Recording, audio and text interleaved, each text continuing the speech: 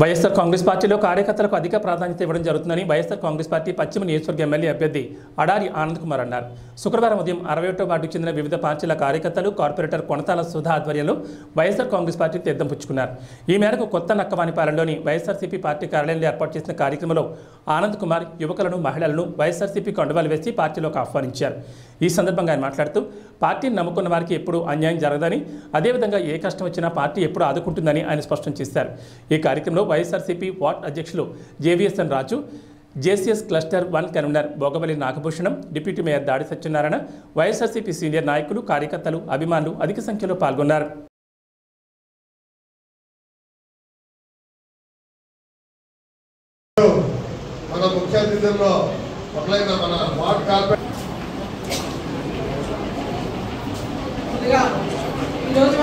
ప్రతి 100 కుటుంబాలకు ఒక అప్లై అవుతున్నాం. అక్కడున్న పరిస్థితి ప్రకారం ఇష్టం అది మీరు కూర్చొని డిసైడ్ చేసి పెడితే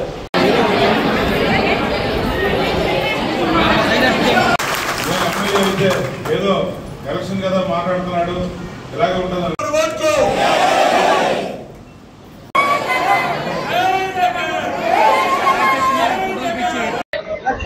కార్యకర్తలతో నాయకులతో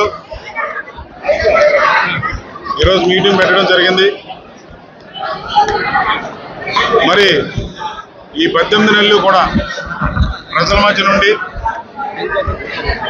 ప్రజల తాలూకా సంక్షేమం కోసం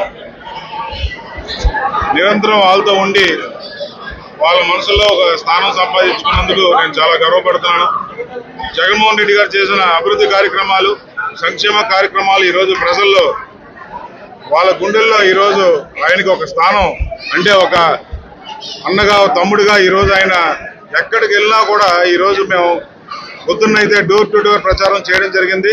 91వ వార్డులో ఎక్కడికి వెళ్ళినా కూడా ఇంట్లో ఫోటో కూడా చూపిస్తున్నారు. బాబు మాకు చెప్పాల్సిన లేదు, ఇదిగో జగన్మోహన్ రెడ్డి గారిది, అలాగే వాళ్ళ తండ్రి గారి ఫోటో కూడా పెట్టుకొని ఈరోజు వాళ్ళు పూజిస్తున్నారంటే ఏ స్థాయిలో ఈరోజు రాష్ట్రం అంతా కూడా ప్రతి కుటుంబంలోని ఒక దేవుళ్ళ కొలుస్తున్నారో జగన్మోహన్